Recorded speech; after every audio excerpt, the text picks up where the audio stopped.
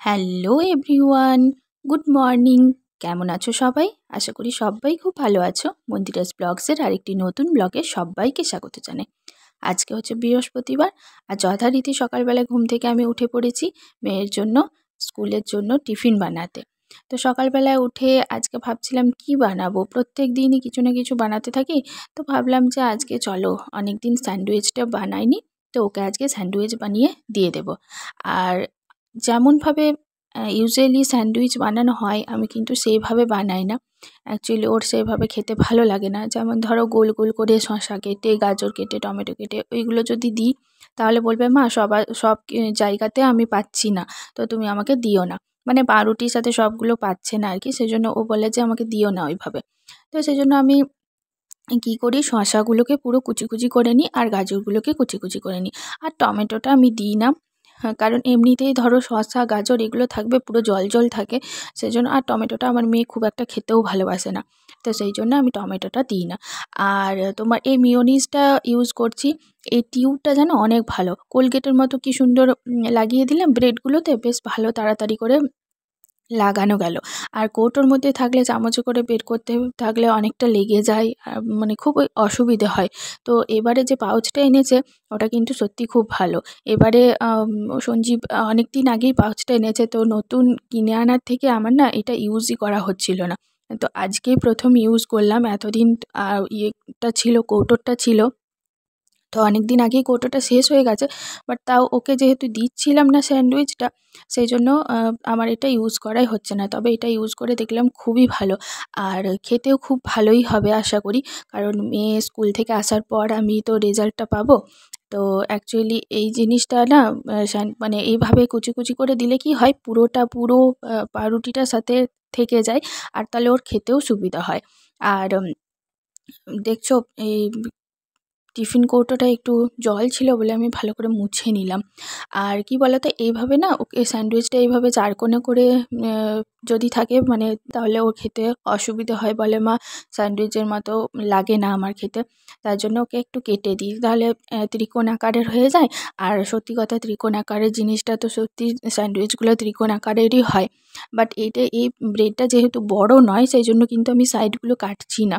আর যদি বড় হতো তাহলে কিন্তু সাইডগুলো কেটে দিতাম, তাহলে পুরোই একদম স্যান্ডউইচের মতো দেখতে লাগতো। কিন্তু কিছু করার নেই, এই ব্রেডগুলো আমি একটুখানি সেঁকেও নিই তাওয়াতে। কারণ কি বলো তো, না হলে না অম্বল করে যায়।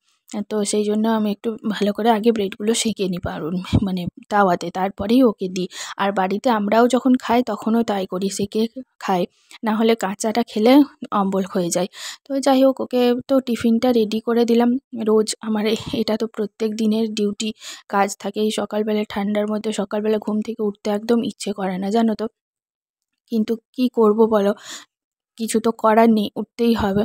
মেয়েকে একটু পরে উঠিয়ে দিই, আর আমি একটু আগে উঠিয়ে দিই, কারণ উঠে যাই, কারণ কি টিফিন বানাতে হবে, ও রেডি করা থাকে অনেক কিছু। এই যে দুধটা যেমন নিয়ে চলে এসেছি, তারপর বিস্কুটটা দিয়ে দিলাম, তারপরে এই যে মধুটা একটু খাওয়াচ্ছি শীতকালে এখন, সেই জন্য মধুটাও একটুখানি রাখছি। আর এখন ওই যে তোমাদের আগের ব্লগে বলেছিলাম না জলটা গরম করে দিই, তো আজকের ব্লগে তোমাদের দেখিয়েও দিলাম যে জলটা আমি একটু হাত গরম করে নিই, তারপরই ওকে স্কুলে জন্য দিই। কারণ কি বলো তো, এখন যেহেতু শীতকাল, সেই জন্য বলে যে আমাকে একটু গরম জলটা করে দিও মা। তো প্রথমেই হয়তো একটা বোতল অনেকক্ষণ তো থাকে না, স্কুলে হয়তো খাই, কিন্তু ততক্ষণে জলটা অনেকটাই ধরো গরমও হয়ে যায়, স্কুলে খুব একটা ঠান্ডা জল থাকে না। তো সেই জন্য প্রথম থেকে ওই জন্য আমি ওকে গরম জলটাই দিই। আর এক গ্লাস জল এমনি, মানে জলটা আজকে একটুখানি গরম হয়ে গেছে, সেই জন্য একটু গ্লাসে করে ঢেলে নিলাম। তারপর আমি ভাবলাম যে চলো দেখি কতটা গরম হয়েছে, তো একটুখানি ওর জন্য গ্লাসে রেখে দিলাম, এখন তো খাবে। আর হানিটা খাওয়ার পরে না একটু গরম জলটা খাওয়া উচিত। কারণ কি বলো তো, এই যে কাশি টাশিগুলো হয় না, গরম জল দেখবে সব কিছুর জন্যই কিন্তু উপযুক্ত। মানে কোনো কিছু রোগ টোগের জন্য দেখবে ডাক্তারে যেমন বলে জলটাকে ভালো করে ফুটিয়ে নিয়ে তারপর ঠান্ডা করে খাবে, সেরকম আর কি গরম জলটা কিন্তু খুব উপকার। দেখবে গলার কাশি, খুসখুসে কাশি হলে, তারপর ধরো গলা ব্যথা করলে গরম জল খাই আমরা। তো সেই জন্য না, হানি খাওয়ার পরে যদি একটু গরম জল খাও, তাহলে কিন্তু একটু বেটার কাজ করে, জানো। তো সেই জন্যই আমি হানিটা ওকে খাওয়ানোর পরে আমি গরম জলটা খাওয়াই ওকে। হাত সোয়া গরম করে রেখে দিই। আর বন্ধুরা, তোমাদের সাথে একটা কথা শেয়ার করি, সেটা হচ্ছে যে জানো তো, এইসব সংসারের কাজ, এইসব আমাদের দেখো রোজই প্রত্যেক দিনের একটাই কাজ, আমাদের প্রত্যেকের সংসার আছে, আমরা প্রত্যেকেই হাউস ওয়াইফ। আর আমাদের প্রত্যেকের সংসারের কাজগুলো কিন্তু একই, রান্না করা, ঘর গোছানো, বাসন মাজা, ঝাঁট দেওয়া, নানান জন নানাভাবে সেগুলোকে করতে থাকে, কিন্তু ইউজুয়ালি দেখতে গেলে দেখবে কাজগুলো কিন্তু আমাদের একই থাকে। রোজ রান্না করতে আমাদের ভালো লাগে না, রোজই এক কাজ। কিন্তু এই যে আমরা যদি এই কাজগুলোকে বিরক্তি সহকারে করি না, তাহলে কিন্তু দেখবে আমাদের মানে একটা মনে নেগেটিভ এনার্জি চলে আসে। তোমাদের সাথে গল্পও করছি, আবার এই যে টিফিনটাও প্যাক করে দিচ্ছি। অ্যাকচুয়ালি এইভাবে টিফিনটা প্যাক করে দেওয়ার কারণ হচ্ছে, আমার মেয়েকে যখন আলু ভাজা করে দিই বা ধরো কোনো ভাজাভুজি করে দিই, তখন তেল পড়ে যায় ব্যাগে, জানো তো। সেই জন্য মেয়ে বলে যে ওরকম করে আমাকে একটা আলাদা ব্যাগে আমাকে প্যাক করে দেবে। তো সেইটাই আমি চলে আসছে, ওর ব্যাগে যেহেতু থাকে ওটাতেই আমি দিয়ে দিই ওইভাবে।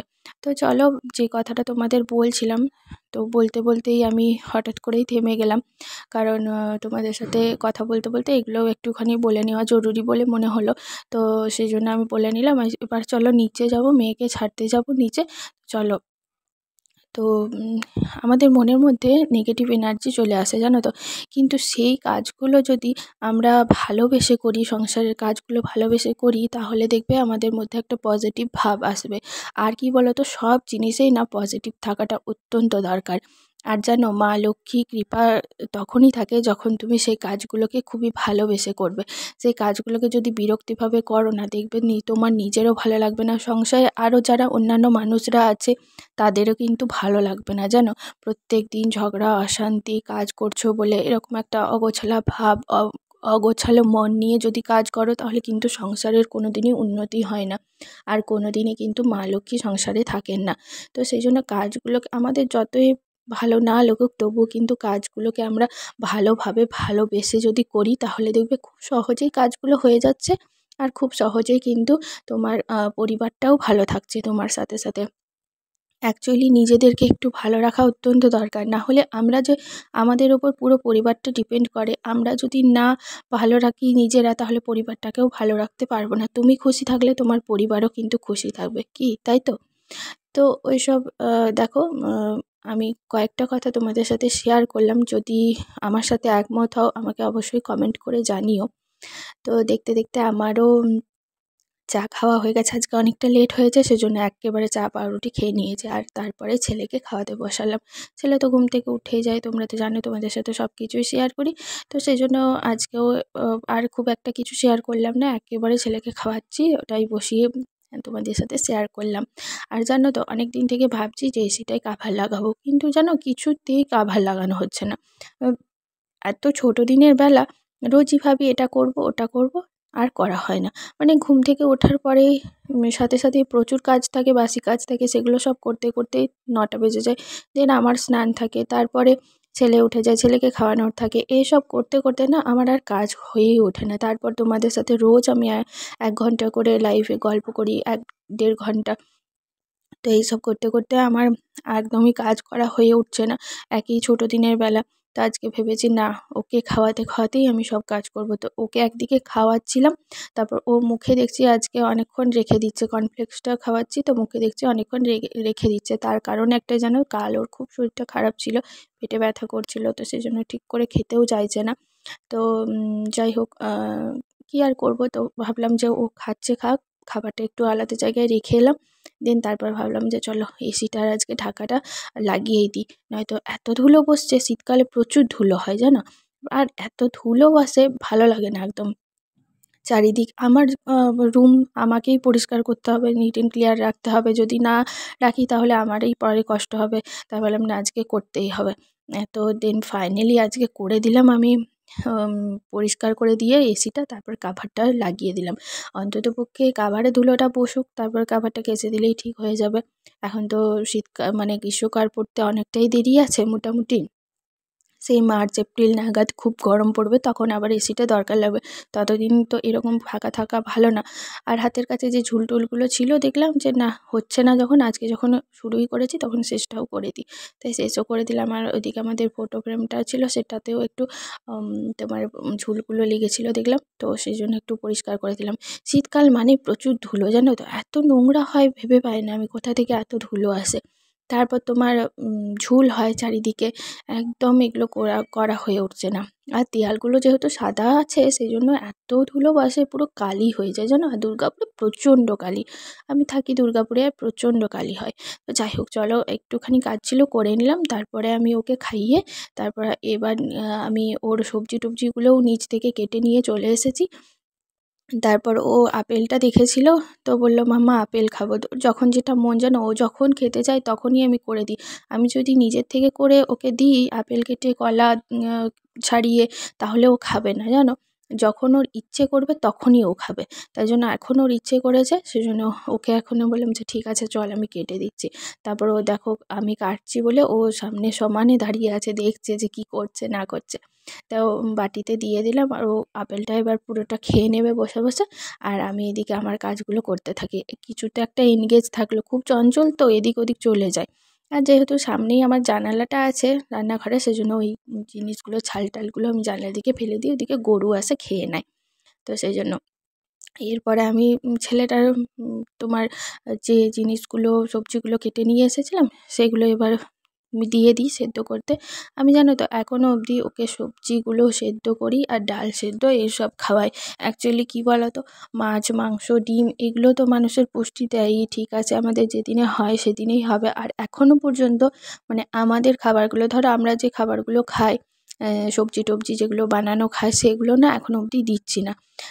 ও অতটাও ঝাল খেতে পারে না। আর তারপরে ধরো তেল মশলা এসব জিনিসটা এখনও অবধি দিচ্ছি না। খুব একটা আমার শাশুড়ি মা রান্না করেন, তেল থাকে, তারপরে ধরো ঝাল থাকে। তো সেই জন্য আমাদের জিনিসগুলো দিচ্ছি না, এমনি জাস্ট ওকে শুধু সেদ্ধটা দিই, প্রচুর পরিমাণে সবজি দিই আর ডাল দিই। তারপরে তাহলে ও ওটা ভাতটা খেয়ে নেয়, খুব ভালো খেতে পারে, জানো। এমনি সবজি টবজি দিয়ে খেলেও খুব একটা খেতে চায় না, কিন্তু এই সেদ্ধ আর ভাতটা খেতে ও খুব ভালোবাসে। তো ওই জন্য ওটাই ওকে দিই। তো আমার এদিকে দেখো, তোমাদের সাথে গল্প করতে করতে আমার সব কাজই হয়ে গেছে। এবার আমি রেখেও দিলাম। চলো আজকের মতো তাহলে টাটা বাই বাই, দেখা হচ্ছে নেক্সট ভিডিওতে।